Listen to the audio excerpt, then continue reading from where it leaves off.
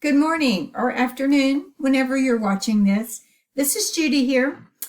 This week, we are going to begin with Chapter 2 in our textbook. I hope you have a textbook because we use it a lot. Make sure on the textbook reading a journal that you just don't flip in there and go to the journals and that's all you read of the chapter, because you need to read the chapter to understand the concepts within that chapter. Last 2 weeks, you have worked on Chapter 1, which was the basis for our class on reading and evaluating argumentation. Articles that have two sides, one for, one against, one pro, one con. When you read these type of articles, very seldom does the writer come out and say, "This is my agenda. I want you to read this so you think like I, or so you buy my product that I'm selling." They do it in more subtle ways. They give you reasons. They sometimes will let you know what side they're on, but not very often, because how could they accomplish their goal of influencing what you think? This chapter, since we've established the 3 parts last chapter, this chapter is values and ethics. What are your values? Because whatever your values are, I'm flipping in my book right now if you wonder what I'm doing. Whatever your values are, they are reflected in everything that you do.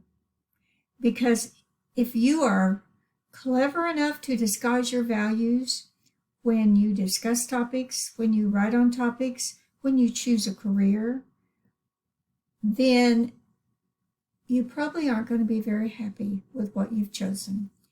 Our values are reflected in everything. If we were in the classroom, we would do some projects to let you figure out what your values are. And I don't mean a value like, oh, my car, my pickup. Excuse me. Those are objects. They're not values. In this chapter, you're going to learn how we choose values. There's many ways. Your parents have probably been, or whoever raised you, grandparents, they've probably been the biggest influence on your values. Your siblings. Then as you get older, maybe a teacher in school could have influenced you one way or the other. Maybe your church. Maybe volunteer projects. Maybe you've gone to volunteer with your church. Maybe your parents have taken you. Those things are instilled in us at a young age.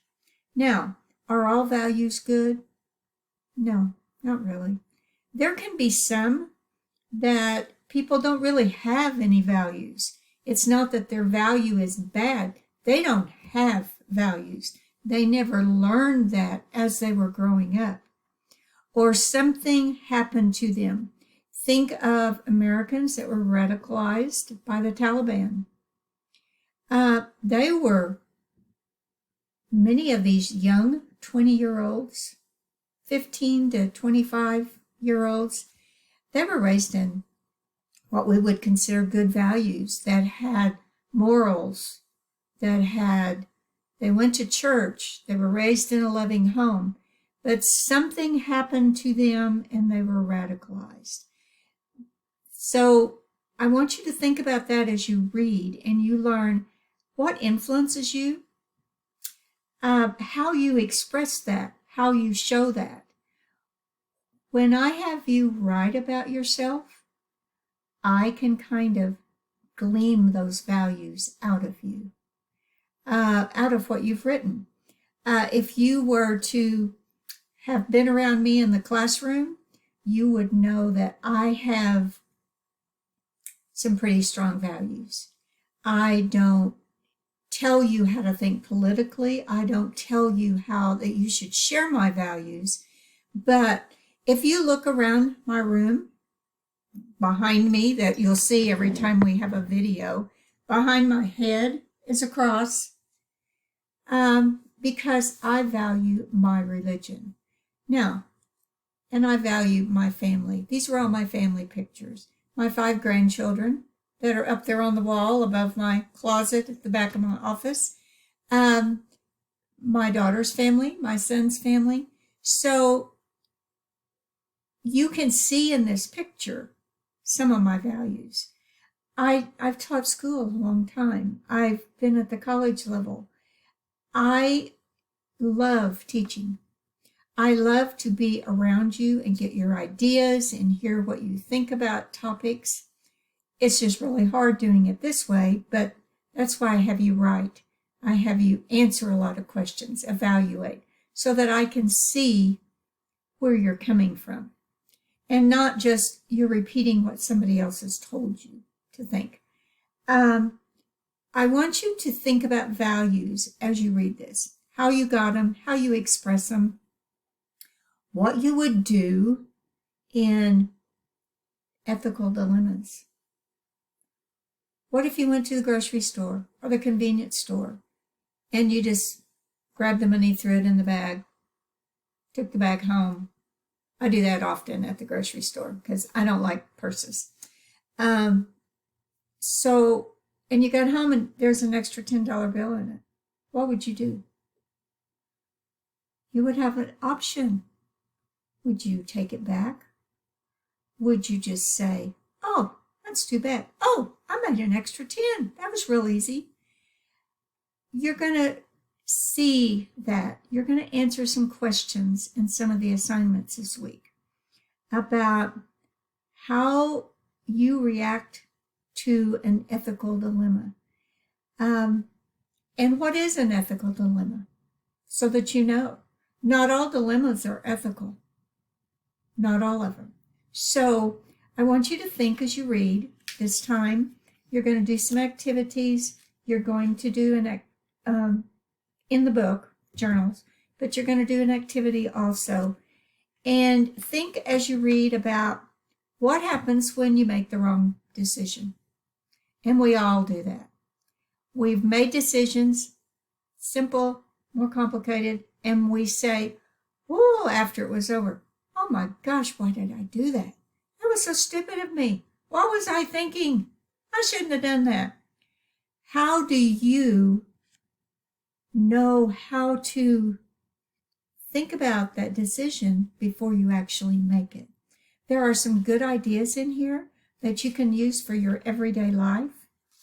There are ways that towns, cities, institutions, the government tries to judge if they're making a good decision or not before you make it. Because nobody wants to always regret what they've done. So think about that when you read this chapter. So also, before I forget this, think about how the values you have and how you prioritize them. I would think that most people, the most common values that my students will tell me every semester are the most common ones. It may not be for every single person, but most common would be family, church, religion, faith, friends. Those 3 are usually somewhere, if I give me your top 10 values, would be in there. Now, then they start varying by the differences in people. But those 3 are always there. How we prioritize those, though, affects decisions that we make.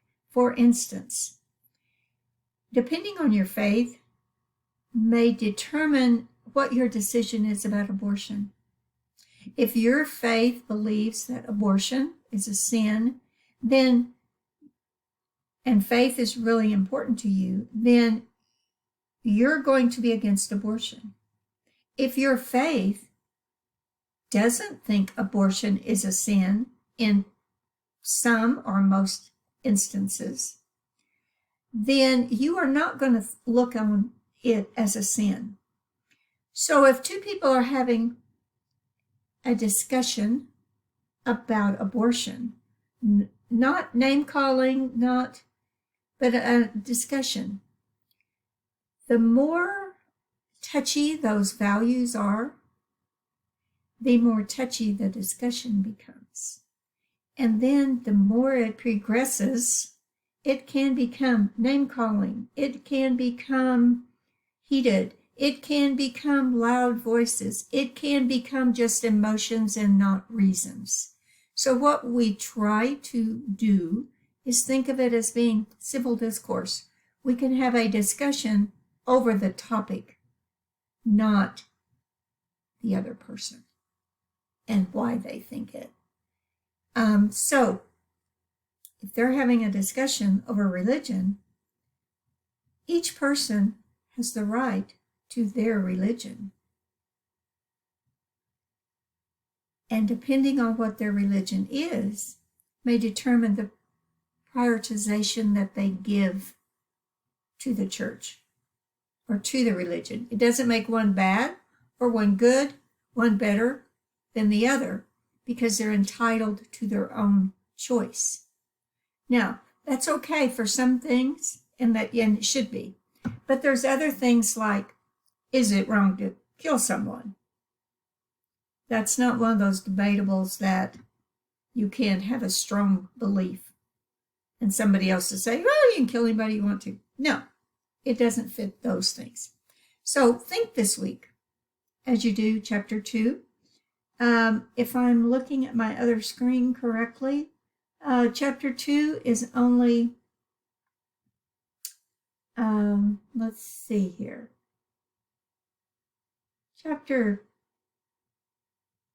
I'm looking. Chapter 2 is 1 week, then chapter 3. So we're not going to have 2 weeks like we did for chapter 1. Chapter 2 is just this week only. So good luck, enjoy. Nice to see you, even if it's online. Bye. I have to look for the button to press bye.